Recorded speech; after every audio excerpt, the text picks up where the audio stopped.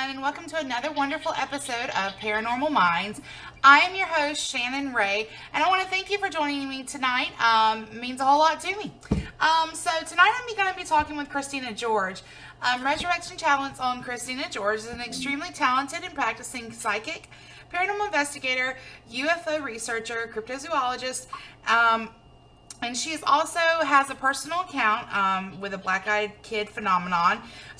This story is featured in David Weatherly's new book, Strange Intruders.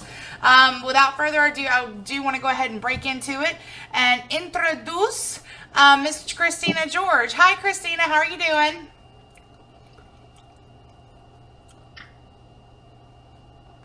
Christina, are you there?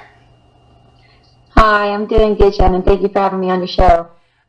So if you don't mind, just kind of... Yeah, can you hear me? Yeah, absolutely. If you don't mind, can you just let everybody kind of know for just a minute, about you and the things and your work within the paranormal field and the things that you do? Uh-oh. That was us losing her. Let me get her back, and I think I'm going to actually call her a different way rather than Skype, and we'll be right back.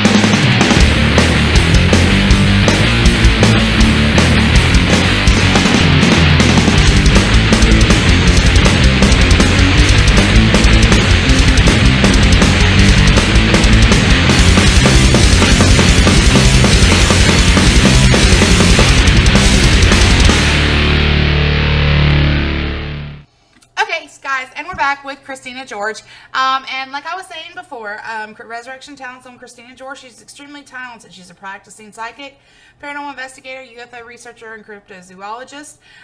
She has a personal account with the black-eyed kid phenomenon, which is featured in David Weatherly's new book, Strange Intruders. And Christina, would you mind taking a moment just to talk to us about the work that you do in the paranormal field? Oh, I'd be happy to. You hear me okay right now? Yes, ma'am. All right.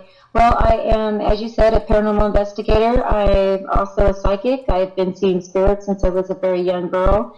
I also run two divisions of my paranormal group, one which is for the paranormal. The other is with the UFOs, cryptozoology, abductees, things like that. I also mentor children with abilities. And I have two radio shows that I host every week on the DTM Wicked Radio Network, very much like you, to get some of this information out. Yeah, absolutely. And I really do like, that you are very well-rounded in the field, and you definitely, focus on variously different aspects in the field. You don't just focus on one thing. Well, it's funny that you say that, because the reason that my show was started out being Paranormal Connections was the fact that, everything that when I first started investigating, everything was paranormal. Mm-hmm. Now it's in very separate, distinctive, divisions between the genres. But there are many connections between all of the phenomena, which shows that there might be, more of a connection than we think. Yeah, absolutely. And I think that for us to have any kind of answers, and for us to be able to have any true what's what I'm looking for, broad perspective in the paranormal field and to get true answers, we're going to have to start looking at those divisions as a whole and not separately, because I think a lot of things are interconnected. Oh, absolutely. And what's so crazy is you get the, people who will believe in the UFOs and abductions, but they won't believe in spirits and ghosts. And you get the people who believe in psychic abilities, but they don't believe in the UFOs and abductions. And then nobody wants to believe in Bigfoot, and Bigfoot doesn't, watchers don't believe in any of the other stuff. So it is very, very fragmented right now, and hoping that it will get, better in time.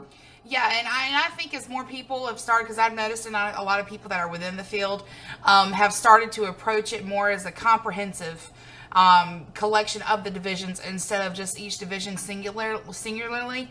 And I think as more people start to do that, the more acceptable it will be. Yeah, but we also get so many groups now with the paranormal, coming out. You get all these enthusiasts.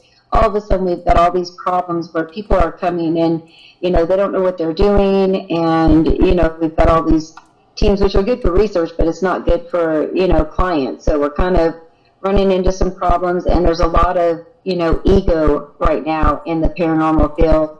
And it's everybody thinks they know more than the next person. They're an expert. I even saw a truck the other day from a local paranormal group, and it had one of those advertising skins on it, and it said, licensed, bonded, and insured. We have 15 years experience investigating. Wow.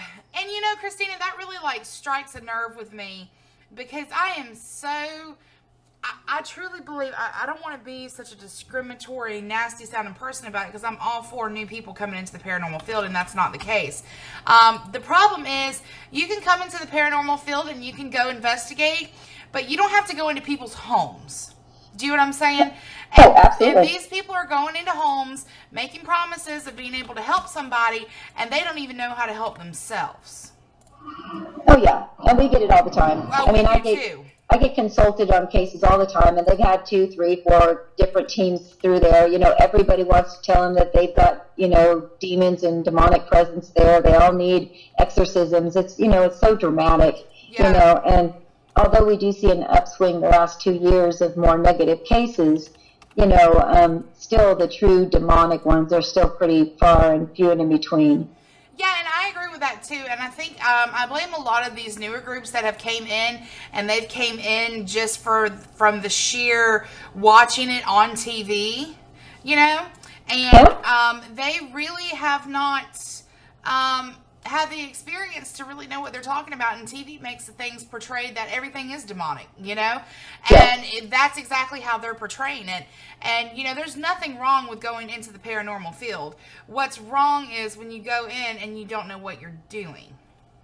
But that's the problem. There is nowhere that you can, credibly go to learn this stuff, so people learn what they see on TV. Now, we do a lot of educating, new teens so that we can teach them the correct way to do things, but we as well tell them, that they shouldn't be taking new, clients on until, they really understand this and know what they're doing, because not only can it make it worse for the client, they can get an attachment themselves, and it can screw with their life and their family's life. So, yeah, absolutely. And I agree with you 110% on that one. So I do want to break in, because I think I could be on the soapbox about that stuff all day. But I do want to break in to talking about you and David Weatherly. I know you have that account in his book that has just come out, The Strange Intruder. And that image is up on your website, up on your screen right now, as well as various ways to get in touch with Christina will be up on your screen throughout the night. Christina, how did you become introduced to David Weatherly? Well, we actually had some mutual friends. That's how I knew of him, but I didn't really know him personally. And when I had my experience with the black-eyed children and the black-eyed adult, I'm not somebody who likes to just put information out without anything to back it up. So I actually called a mutual friend of ours and said, hey, this is just what happened to me. It sounds like I may have had a black-eyed kid encounter.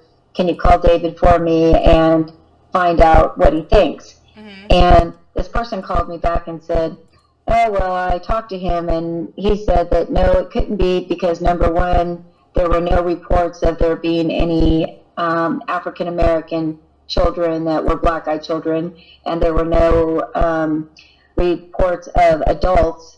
And the other thing was they didn't come to my door and try to talk to me. They didn't say anything to me, but everything else they did was really weird. And it really kind of sent me for a loop. I don't get scared at too much. I'm the leader of my group, and when everybody who doesn't want to go one way, that's usually the way I want to go. And this really, really affected me deeply. So I really kept quiet on this for a year.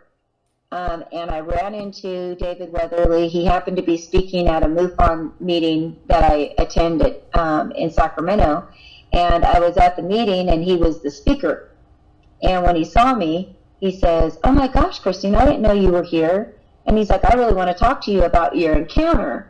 And so here I'm thinking, yeah, what do you want to talk to me about? You know, you told somebody else that, you know, you didn't even believe me. You know, so why do you want to hear it now? And so we waited till his, speech was over, and we got together afterwards, and I gave my own account of what had happened, and he was floored. And in fact, right away he said, "Oh, I don't think that this isn't true. I think you absolutely had a encounter with them, so much so that my new book is coming out, and I would have loved to have this information from my last book, but it's about to go to the printer. Do I have your permission to put it in my new book?" And he says, "I really think it would help a lot of people." So I said yes, and that's kind of where it started, and we've been friends ever since. So do you believe David Weatherly's kind of prepared to move on the title of the phenomenon from the black-eyed kids to maybe just the black-eyed figure? I'm not really sure. I mean, I really don't know. There's been so much more information that he's been able to get over the years since when he first started, researching, that I think that there's so many different things that people think they possibly could be, that they're not really putting their finger on one thing that they're saying that's what it is. So I don't know. I'll have to ask him. Yeah, I would just be curious, because you had an experience with something that was the phenomenon, but not the appearance of the conduit of the phenomenon. Do you know what I'm saying? Right. Well, the original reportings is not the same, but there are some reportings that are just very similar to mine. So that's why, we are starting to get more information, more years. You get more people who are coming forward. So there are some variances, and you can't really take those variances too serious until you have more people who are reporting the same kind of variance in the activity. So although when I first saw these things, they had regular eyes like we do, other than the little boy had like blue eyes. Other than that, they looked very normal, but very abnormal, very out of place. And when I saw them later, their eyes were completely black, all of them. So it was a little different, and it was like they were psychically connected with me, so they like knew when I was looking through blinds, and they knew everything that was going on, and it was like they weren't going to approach me because they were on my lawn, then they were on my side of my house, on my property, and then they were back around my tree doing some little chant or something. I still don't know what they were doing there, but I do know that I had very, very high EMF readings there, where they were at. This is a year later, so yeah, absolutely, they did something. Yeah, and I do want to talk about your psychic abilities and this phenomenon and what you experienced. But first, I do want to take a moment to talk about the black-eyed kid phenomenon, and if you could just explain it to some of our listeners who have never kind of heard of what that is before. Which, if they haven't, they must have been living under a rock. But I just want to, go ahead and you explain it for just a moment. Yeah, I actually talked about this in LA. I was just at StuCon out there in Riverside, and I was speaking, and I was talking about this topic because it's become such a big story. Everybody wants to hear about this story. And I asked people, you know, how many people know about black-eyed children? And it was just about everybody in the room. And but the few that didn't raise their hand, by the end of my, you know, my whole lecture, they were kind of like, oh, wow, like, that's pretty scary. And to be honest, I don't get scared of too many things, but it really did, you know, kind of shake me quite a bit. Mm-hmm. But these children normally are reported that they will come to your home, or they may come up to your car. Usually you're going to be home by yourself. You're not going to have anybody with you. They'll knock on the door, and usually they'll ask to come in. It's usually very monotone. They usually will have clothes that are not normal for the weather, or they look out of place. They have very pasty skin. So almost like what you would think of like a dead child, you know. Mm-hmm. But they have these complete black eyes. And they always want to come in and they always want help, but for some reason it scares people so much that they never let them in. Here, this has been a phenomenon they've been, you know, researching now for like 7 or 8 years, and there's only one reporting on the internet, which is supposed to have been this, you know, true account of these people actually had seen, you know, the black-eyed kids and let them in the house, and, you know, it said, you know, black-eyed kids, we let them in the house, see what really happens, you know, true story. You know, so of course everybody was, you know, was hits, but it was basically a spoof that they were, you know, somebody was trying to get hits off of YouTube. So it wasn't true. Yeah. But, you know, as I said, usually they don't have a very big vocabulary. So it's not something like you could, like, have a conversation and, like, ask them a lot of questions.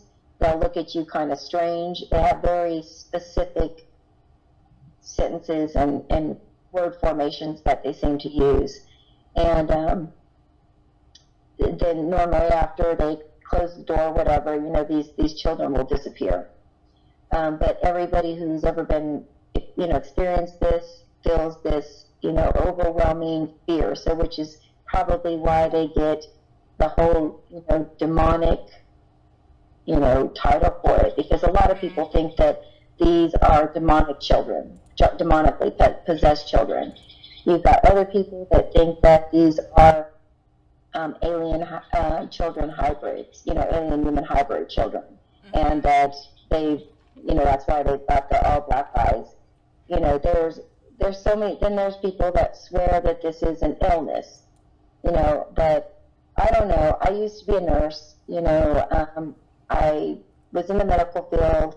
You know, there are things that do distort the pupil and make it really big so it looks all black, but I'm telling you that this is different. Like, there is no white of the eye that you could see at all. And it's like almost the energy that comes off of this thing that is what gives you that fear. So it's not really anything that they say or anything that they do. Mm-hmm. It's just kind of how it all comes across. And so for me, it's one of those things that I still don't truly know what it is. I know that they are somewhat psychically connected. For some reason, the fact that I was psychic, it seemed to kind of put them off. But I still kind of, I don't know, I'm still kind of baffled about this whole little chant they were doing in my front yard, holding hands. Mm-hmm. And then, like, when I busted through the door and asked them what, you know, why they were on my grass by my tree, they just said, nothing, we're done. And they dropped their hands and they walked in the house, you know, walked out down the road. And I don't even think maybe 2 minutes passed where I ran to the end. My roommate had come in and we ran to the end of the driveway and they were nowhere to be found. And I even got on my car and I drove, because I live in like a cul-de-sac. There's only one way in and one way out. It's a big circle. And I couldn't even find, you know, with that I couldn't even find them. And people that were outside said they didn't see anybody like that. I mean, it was very interesting because what well, I guess I really kind of have to take it from the beginning of the story, because you get little bits and pieces and it doesn't really make a lot of sense like that. Mm-hmm. But I had taken my team and we had gone up to Redding, California. And we had a client who was reporting that he had been abducted. He had a implant. He was having paranormal activity at his house. Mm-hmm. So I said, okay, well, we'll come. So we made the day. We went out there. The whole day that we were there was just the weirdest things kept happening. And so we did the case and we got out of there. We got home. And I got home and I have a roommate. So him and I decided that we were going to go to the store. So we get in the car and we drive off. Now, you kind of have to know my roommate. He likes to kind of live where nobody's around a lot and not a lot of unexpected visitors, things like that. So in our cul-de-sac, there's like a little side street, and we live way in the back on a dead-end street, built up to a green belt. So it's like nobody ever goes down there or anything. Mm-hmm. So he always gets very perturbed if somebody even walks their dog down that street, towards our house, because it's like, got the whole complex, stay down there. So as we pull up from going to the store, he looks down and he says, who are those people? And I looked down there and I said, I have no idea. So he pulls up in front of the garage door, and he opens the garage and he just leaves the car out. And it was running, and he gets out of the car, and he says, well, I'm going to go find out. I don't know what they're looking for. Mm-hmm. And they were just standing in a line. So I saw him walk out there, and he walk over there to him. He had his arms on his hips, and I guess was asking him why they were there or whatever. And then the next thing I know, he just put his hands down on his sides. He turned around, walked back into the car, sat down, pulled into the driveway, and put down the garage and started to get out of the car without even saying anything to me. And I'm thinking, what's going on? So I said, so what did they say? And he said, oh, don't worry about it. They're just looking for some lost feral cats. And I said, lost feral cats? Like, there's no lost feral cats out here. What are you talking about? Yeah. And he says, I don't know. It doesn't matter. And I'm like, of all people, I will, and you're not. So he's, don't worry about it. They'll find it. They'll leave. And so he goes down and goes into his bed, closes the door, and he just left me in the garage. So I walked in, and I live in a tri-story home. So he went downstairs. I'm on the main floor. I go to the upstairs. And even though he gave me this explanation, it wasn't registering correct with me. Mm-hmm. So I just had this really weird feeling. So I walked back down the stairs, and I have like these plantation shutters next to my window. So I decide I'm going to sneak a peek out of the blinds and see if they're still out there. I look out the blinds, and I see the three of them standing at the edge of my property, overlooking the hill. And they're standing in a straight line. And there's the lady, and she's, a Caucasian lady. She's got brown hair, kind of a brownish brown, long, wavy hair. Mm-hmm. She had a sundress on, but it was all wrinkled. She looked very dry. Her skin was very, very dry and very ashy looking. And she had brown eyes. And then I saw this little African-American girl. And I look at her, and she's got dark eyes, or brown eyes as well. But she's got these shorts on and a top on, but they're mismatched, and they were all ugly as well. And she had some weird shoes on. I mean, it just didn't look right. Mm-hmm. And then this little boy, the same thing, except he was very, very fair-skinned. He had white hair.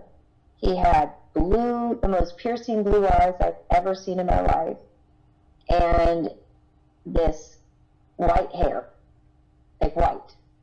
And at first I thought, well, maybe these are foster children, and maybe that's the little girl's brother, and he's an albino, because I've known families, that it's been that way. But it's something weird. It's something about weird with the boy. So as I look out the window, all of a sudden, I see the three of them standing there holding hands, and all three of them turn all at the same time, as if they knew I was looking at them, and locked eyes with me. And it scared me so bad, I jumped backwards, almost fell down the stairs. I'm like, oh my God, what's going on? Like, why am I scared? I go run down the stairs, and I start banging on my roommate's door, telling him I need him to come out. And I hear the water going, and I'm like, shower? And I'm like, why is he come in and take a shower? So I run back upstairs, and I'm like, okay, so I'm trying to come to grips that now I can't rely on him to come save me, so I've got to figure this out myself. So I'm like, why are you so scared, Christine? I really couldn't really reason with myself why I was letting this upset me so much and why it was scaring me so much.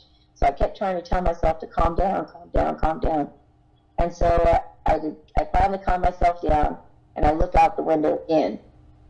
Now, they're still out there, but they're not on the hillside. Now they're on my grass right in front of my house, right in front of my tree, and they're standing in a circle holding hands, and they're like moving back and forth, like swaying back and forth, and they're chanting something.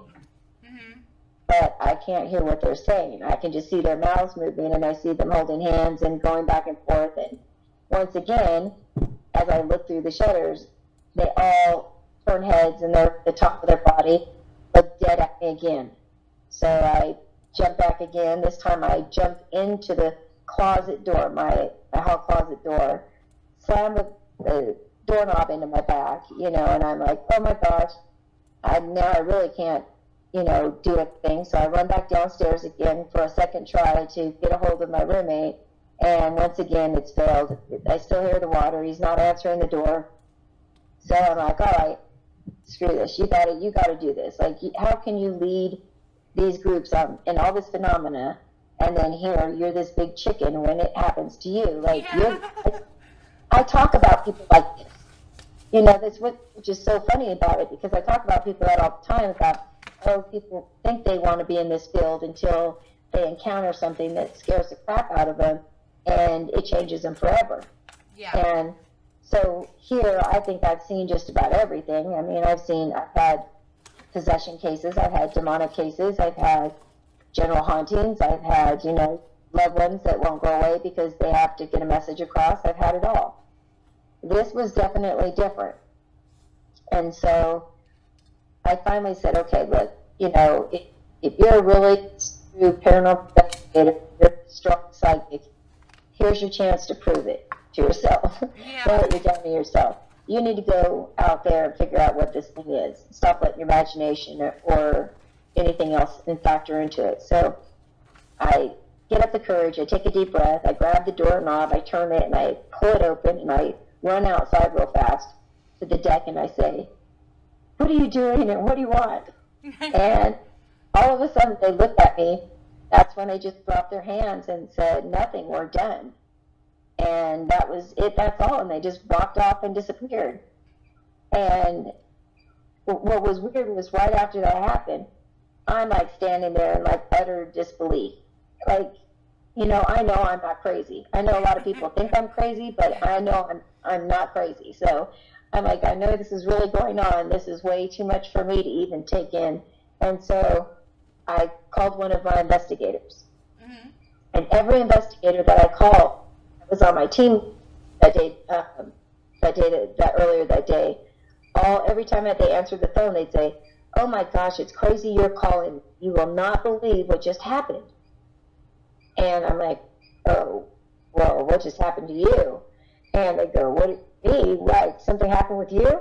And I'm like, yeah, so we're like comparing stories, but none of their stuff was anything bad or anything. It was just, they just had like stuff going on and off and things missing and pictures in their houses and stuff, just weird stuff. Mm-hmm. So they were all like, well, I'm glad, if we had to all have some some kind of phenomena that you had yours, because we couldn't have done that, So now it's like the big deal in my group is that, like my life is paranormal. I mean, I have haunted items that my garage has now turned into like the haunted collector's John Zaffis's, museum, because I've had like back-to-back cases that have had, really dark things attached to items in their homes. Mm-hmm. So I take it from their homes, and, it's like, if you take it from somewhere, it's got to go somewhere else. And unfortunately, my garage seems to be the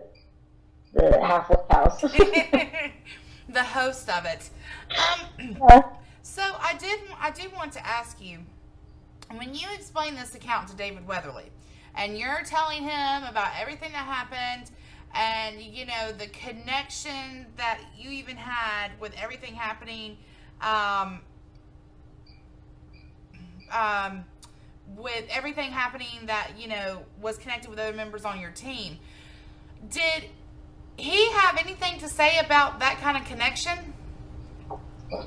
Well, he was the one that kind of made me think that it might have been something about the psychic connection, which is why they did not come up and talk to me. But they somehow, were picking up on me or something, or checking on me or monitoring me. I really don't know. But what it was interesting is that when he did hear my story, he had said, there are certain things that you're reporting that are very common, but that is not in the book. So he had left things out, even from his books, because it was like as soon as he started writing and researching this phenomena, all of a sudden, like, everybody wanted to know about it. Mm-hmm. I mean, like, David has been on more radio shows, and, he speaks all over the country. He just came back from Egypt, where he talks about these, this phenomena. So he really was a groundbreaker in this phenomena. So for him to say, look, there's certain things that I can hear a story and I can tell if it's bull or not. Mm-hmm. When he heard it through me, he was like, okay, well, that's not the story that I was told. Mm-hmm. So it kind of explained why he didn't really put too much credence, which is why I didn't put any credence into it. Mm-hmm. And so here a year later, when I meet him, unbeknownst to either one of us, we run into each other and we find out that, oh yeah, he thinks I have something, and he thinks that, something that what happened to me is something was very important, and it needed to be, so much so that it needed to make it in the book. Mm-hmm.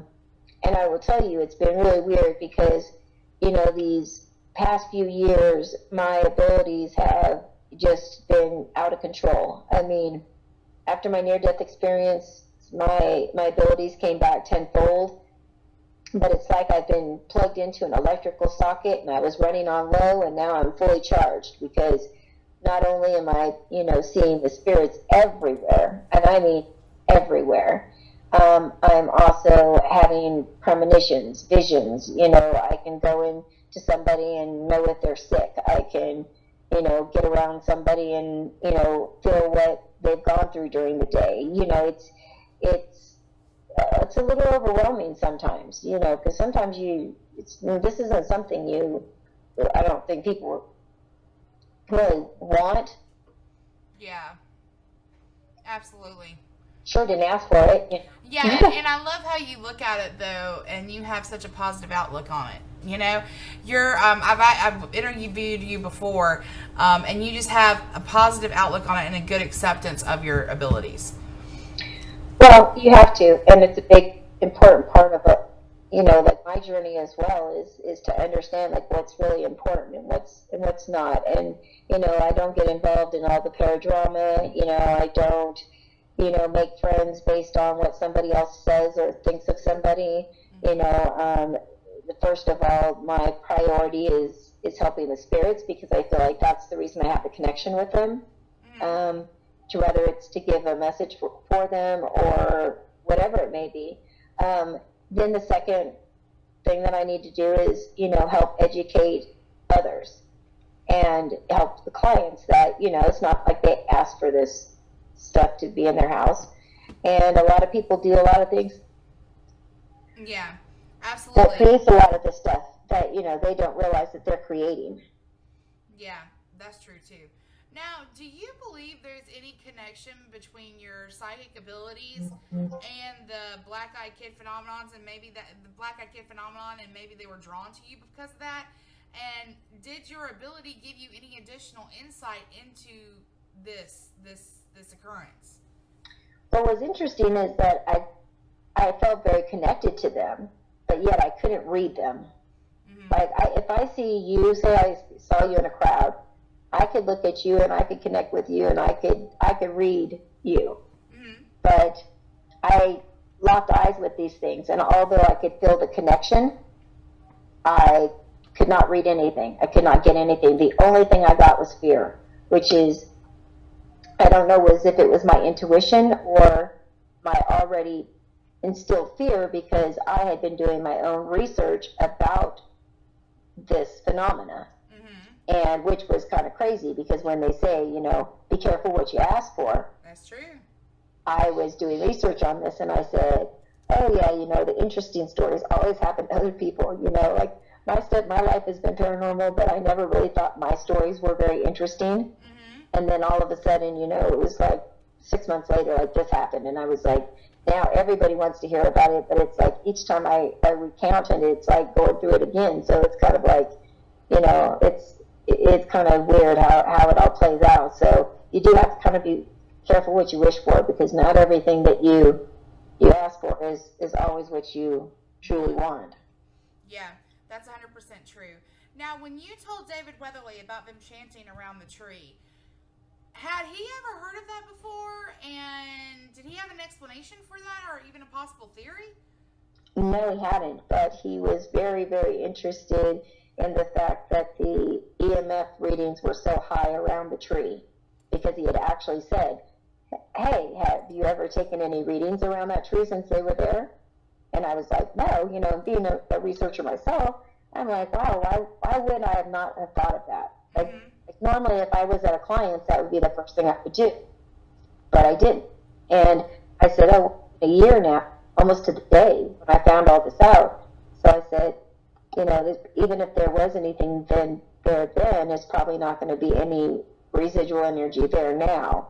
Well, he said, well, just go and check, and he did, and lo and behold, it was, putting our meters off the charts. So, and this is a year later. So, what does all that mean? We, once again, we still don't know. I mean, that's the crazy thing about all this, is that I don't think there are really any definitive answers of anything. There's a whole lot of things that can show you, what it could be, but we're consistently learning new things. So what we may think about something today may be very different of how we think about it next year. Yeah, absolutely. And I'd agree with that 110%. So David Weatherly really had no idea why they would be doing that. But he's very fascinated, so that's why he just said, wow, this is amazing what you're reporting, and I really, really want to hear this. Yeah, I mean, I really want to have this in my book. So I said, oh, okay. Now, my next question to you is, when you and David first talked about this, and he was interested and mentioned the EMF, did he mention the EMF because there are other accounts of high EMF within that, like when the occurrence occurs? I don't know. We were just talking about it, and he said, that's really weird. I've never heard of that. And I said, yeah, well, either have I. Welcome to my club. And so we just kind of sat there, and then he was like, well, what about, did you check the EMF readings? And I was like, no. So it was just something that just came up very casually. And so when he said, well, when you go home, I would do that, and then let me know what you find out. And when I told him that, they were off the charts, he was just like, oh, that's interesting. So, I haven't heard from, or I've chit-chatted with them on Facebook, just about business real quick, but I haven't really talked to him. I know that I should be getting my copy of the book here. He told me any day, but I don't really know. We haven't really got into depth about what he thinks of it, or what to make of the high EMF readings. This is something that said that it made him want to research this even deeper, because there was new stuff coming out all the time. So. Yeah, absolutely. Did he discuss with you Strange Intruder? Does that just cover the black-eyed kid phenomenon, or is there other aspects of that book? Do you know? It's all different types of phenomena, of different types of, like alien and, intruders, these black-eyed kids, and there's different phenomena that are very similar all across the world. So I think he kind of encompasses all of them and shows the similarities. Yeah, and it's kind of like a comparison almost. Right. Yeah, absolutely. Because we are seeing this phenomena being reported not just here in the United States, but worldwide. So. Yeah, when I had him on the show, he was talking about that and talking about the different cultures that even through time there's stories of similarity that have been recordable throughout history, even in different cultures. Right, especially like in the ancient Indian tribes too, and things like that. You see a lot of that as well. Yeah. Now, Christina, do you think the reason why you could not read these things is because there really is some kind of alien involvement going on here? I have wondered that. I will be very honest. People ask me all the time, do I think that these things are actually demons? Because once again, when I speak at paranormal conferences, the consensus is that the majority of think that they are either demonic children, or possessed children. But if I go to the UFO shows and I'm speaking there, they think it's an alien human hybrid child, which would make sense because of the type of eyes. Mm-hmm. And I've interviewed probably close to 400 people who report being abducted over the years, and a lot of them report that after they had the medical tests and stuff like that, and eggs taken or sperm taken, that these children are made, and that they have to continue to abduct the parents because of the fact that these children are half human, and so that the alien side, they don't have those emotions that we do, and so they can't really care for the children because they're half human, so they need that human contact. But I'm still a little stumped because I don't really understand, what the purpose would be for, these children to come to Earth and want to connect with us and only want our helper to come in the house and then disappear. So I myself, I truly, truly don't know, but I can tell you that I don't think it's like a demonic type thing, because it's a different type of a feeling. Mm-hmm. I don't think that it's like a spirit of somebody that passed away. I don't even think it's like a poltergeist or anything. I mean, I think it's something in a category all its own. And it's something that we just don't have enough information on. And I do feel that a lot of the recordings, even though they're in different cultures and things like that, they're seeing the same type of thing. It's just being perceived and passed down a little differently depending on where in the world you're at. Yeah, absolutely. Now, here's my thing, because I really believe, because of the amount of fear that emanates and the mind-altering things that happen, I really do personally believe that it might be, something of alien involvement. Me personally.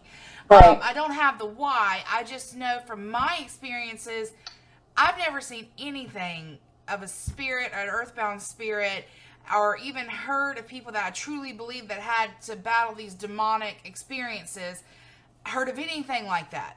You know, No. you hear of suppression and you hear of feelings of suppression, but not of almost mental control, which is what it seems to verge upon. Right. So, But you do see that, though. A lot of people will talk about stuff like that when they feel like there's demonic possession or things like that, because when we see the Hollywood movies, anytime somebody's possessed by, something demonic, their eyes turn black. well, So our brains are kind of fine-tuned to, put some logic to it. And so that's why we'll say, oh, it must be demonic. And we can't really explain why, other than that's what we've been taught. So it just makes the right, explanation, of course, for them. yeah, absolutely. I think you're on the right track, but once again, as a real investigator, without anything, even with me being psychic, I cannot rely 100% just on what I pick up psychically.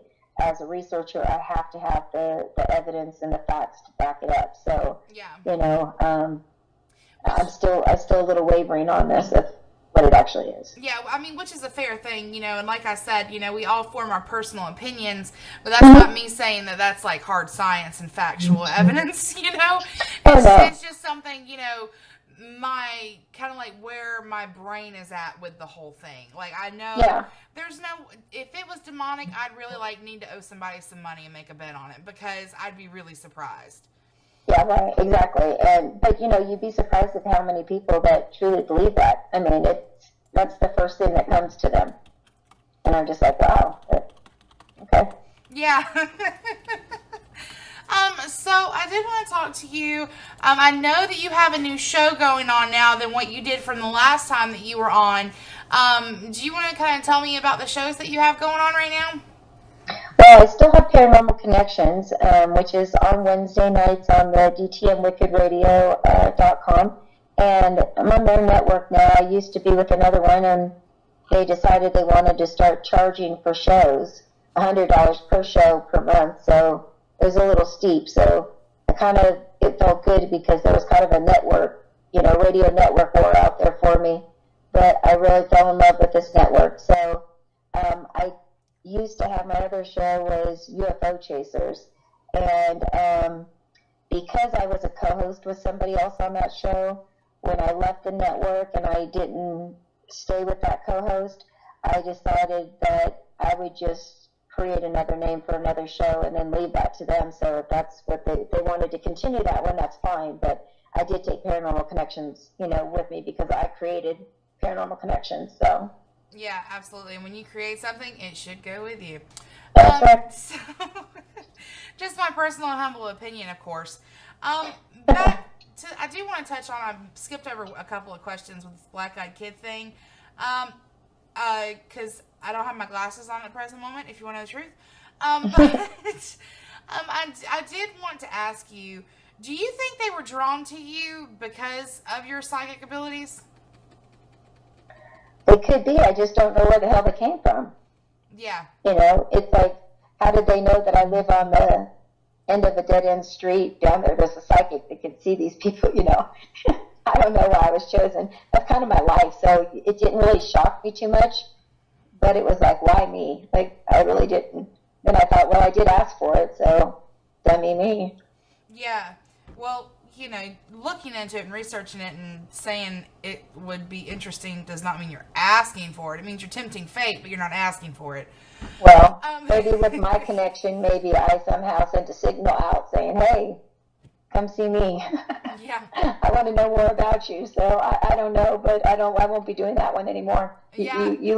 You got to learn something from every investigation. That's what I always say. Yeah, absolutely. And I've learned something from everyone, whether it's look before you sit in a chair so you don't miss the chair or something of that nature. Right. So my next question to you is, and I skipped over this one, this is a really good one. A lot of time in these accounts, almost every single one, when there's an account with interaction and actual speaking to a black-eyed kid, and you have this kind of account, something bad happens to the people afterwards. And so, did anything bad happen to you afterwards? Well, I'm telling you, I couldn't even tell you if it was from that. I mean, like, bad things happen around me all the time. Like, I'm telling you, I feel like schlepp rock, or, with the walking around, and I've got the cloud over me, and that tells my age too. But I'm walking around with this cloud over me, and like if there was not any bad luck, there would be no luck at all for me. So I might as well be happy with this. So this kind of stuff happens for me all the time, not to this severe a degree, but it has affected my health a lot.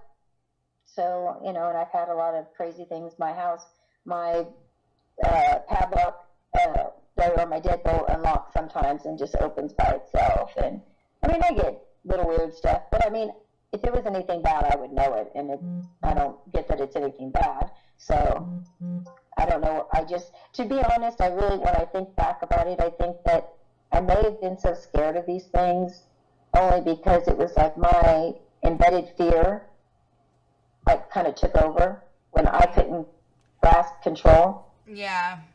I got spun out of control, and I just kind of lost it, and like got filled with anxiety, and it took over. And so that could be a very logical answer of why I felt the way it was, and it was no mind control or anything like that. But on the other hand, I mean, we all want to look for a logical answer that's different than what usually the reality is. Yeah, absolutely. So, Christina, my next question to you is, you said you kind of have the bad things that happen around you all the time, and I never got to ask you this last time that I had you on, and it's kind of in reference just to you. If you could change your abilities and change what you have and the gifts that you have, would you? Very good question. I think if you would have asked me when I was a teenager, I would have gladly exchanged them. I think that even with all of the bad, I think bad luck and stuff like that is all perception. So, if that's a big part of why I do focus a lot of my energy on helping other people for no cost, no nothing. I don't charge for readings. I don't charge people for investigations. I don't even charge to speak at events. It's like, if you bring me there, I'll come and tell you whatever you want me to talk about. But it's really, that's what I'm about. So I'm able to always find a lesson, even from the really bad things that happen in my life. And so sometimes I think, like, okay, the bad things that happen to me maybe aren't so bad after all. They might be bad timing, they might be bad things, but maybe it's just me not paying attention. And so something really drastic has to be shown to me to really kind of shake me up and make me pay attention. So, I don't know now that I would change it at all. I'm very comfortable with my abilities.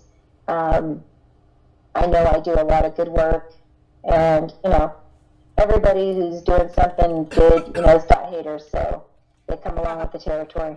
Yeah, they do. I mean, I learned a long time ago, people are going to hate no matter what you do, so you might as well just be like, go shove it up your bunghole, seriously. Yeah, but I think the first time you go through it, it's like, it's so, people think that they don't care what people think about them until people start believing stuff that's not true, and they start, disassociating themselves with you, and, things like that. So it was kind of, like I said, it was a bad thing, but it was a good thing too, because I got to really understand who my real friends were and what was really important, and what other people thought of me was not important, because the people who wanted to be negative and pull me down had a direct mission of what they wanted. They wanted me to stop. So, that only empowers me more to know that I got to keep going forward, and I got to keep doing what I'm doing. So. Yeah, and I am still struggling with that even to this day. And even though you know the lesson, you still sometimes struggle with it, because to me, in my personal opinion, we have this innate ability and this instinctive ability built within us to want to please people and for people to like us. No matter who you are. You can say you don't, but everybody does. It's just there. And you try, you have to learn how to fight it and suppress it, What kind of things do you have coming up in the near future? What are you going to be up to? Oh my goodness, I've got all kinds of stuff going on. I'm doing a charity calendar, which is going to be the Women of the Paranormal. They're doing it for for animal charity and also for Alzheimer's research. So we're going to be doing that. All the proceeds go to that. I'm also going to be speaking out at UC Riverside, the college, the university out there in Los Angeles next month. I am being flown. I've become very, very popular. My show's become very popular in the UK and Europe, way more than I ever thought.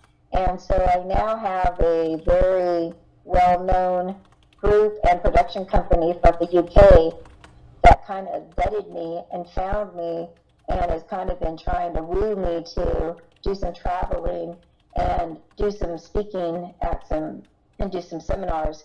And at the time that they approached me, I was like, you're telling me, oh, you're so great. We know all this stuff about you. We want to send you a plane ticket to the UK and just come by yourself. I was like, oh, I don't think so. I got to check you out.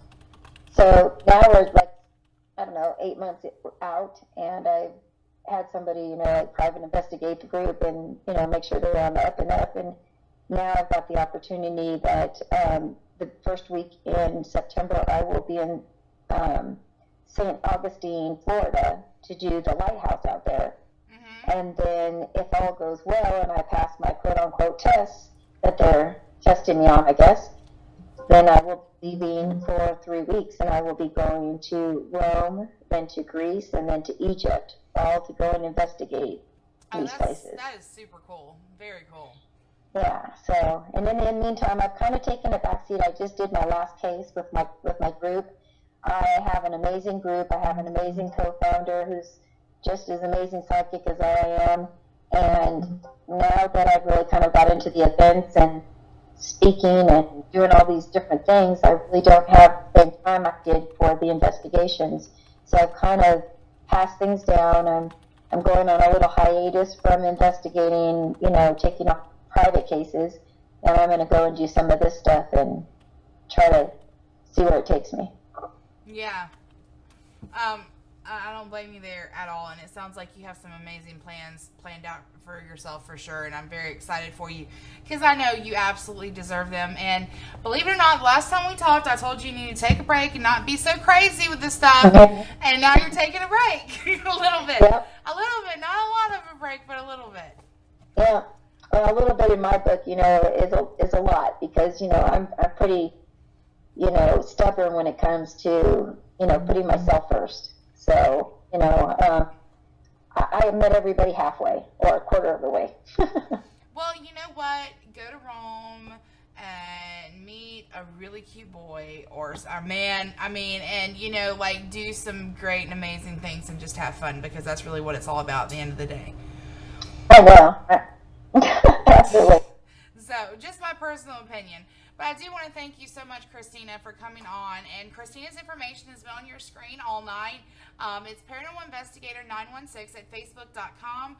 Her Twitter is Paranormal Woman. Is that still correct, I hope? Yes. Okay.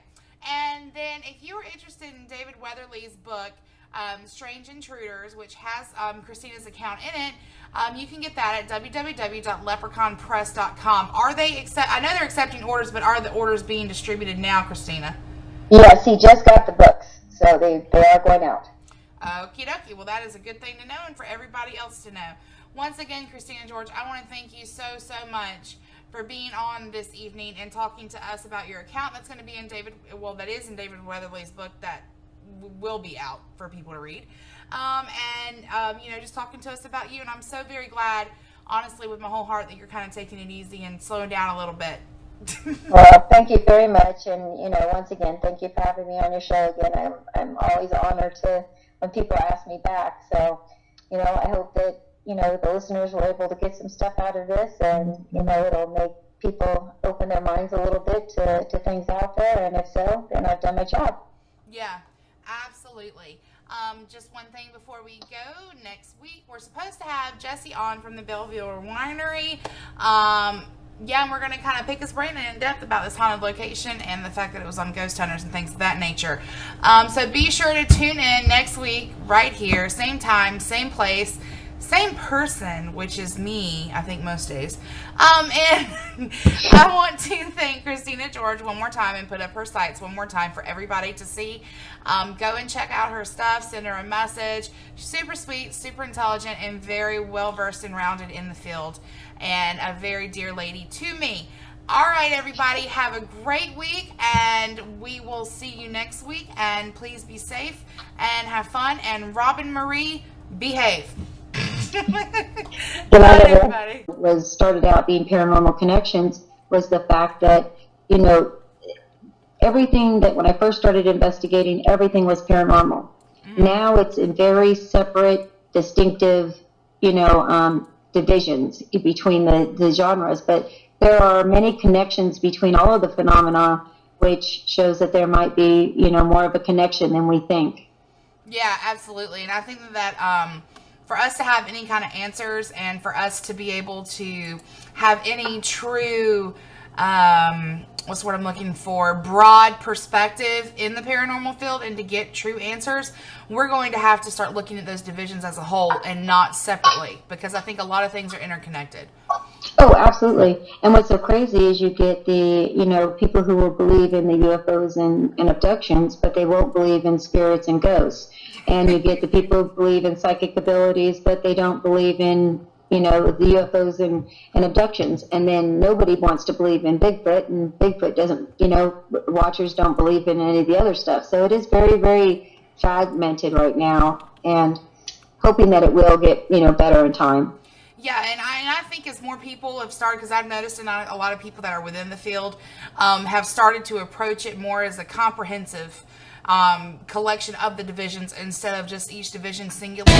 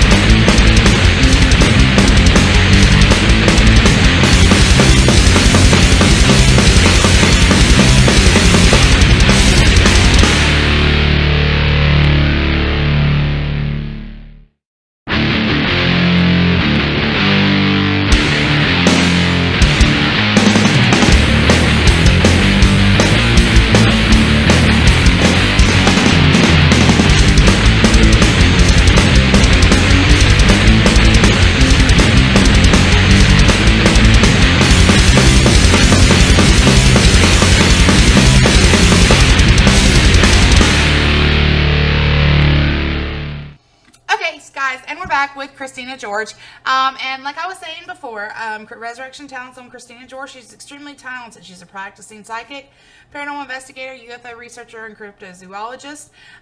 She has a personal account with the Black-Eyed Kid phenomenon, which is featured in David Weatherly's new book, Strange Intruders.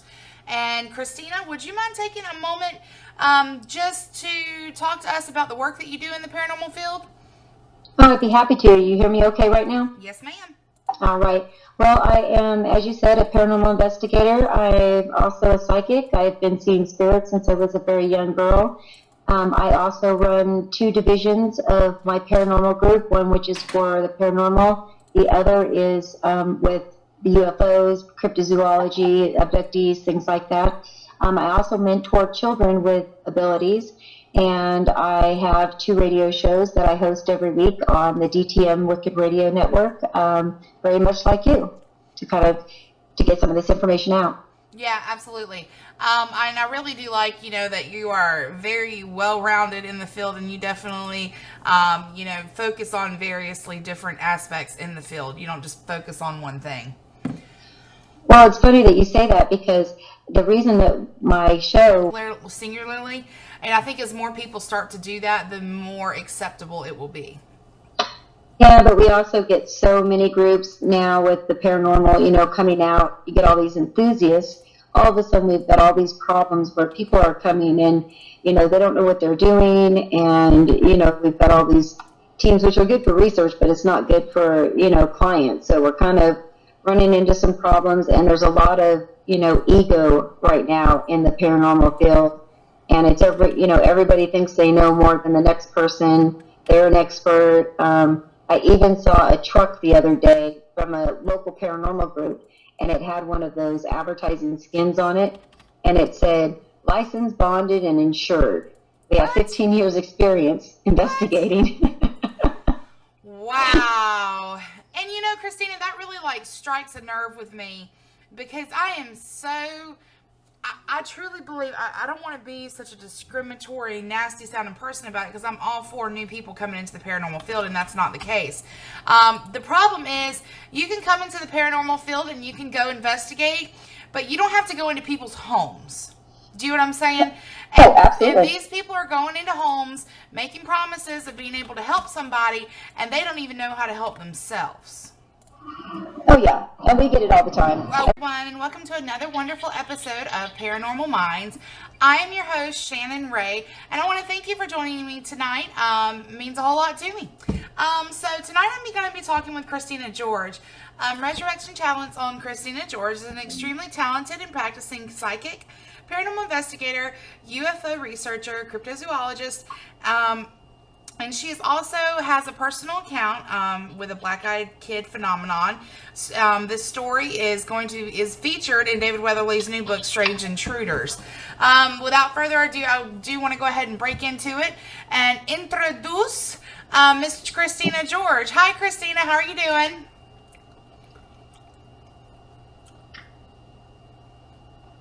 Christina, are you there? Hi, I'm doing good, Shannon. Thank you for having me on your show. So if you don't mind, just kind of... Yeah, can you hear me? Yeah, absolutely. If you don't mind, can you just let everybody kind of know for just a minute, about you and the things and your work within the paranormal field and the things that you do? Uh-oh. That was us losing her. Let me get her back, and I think I'm going to actually call her a different way rather than Skype. And we'll be right back.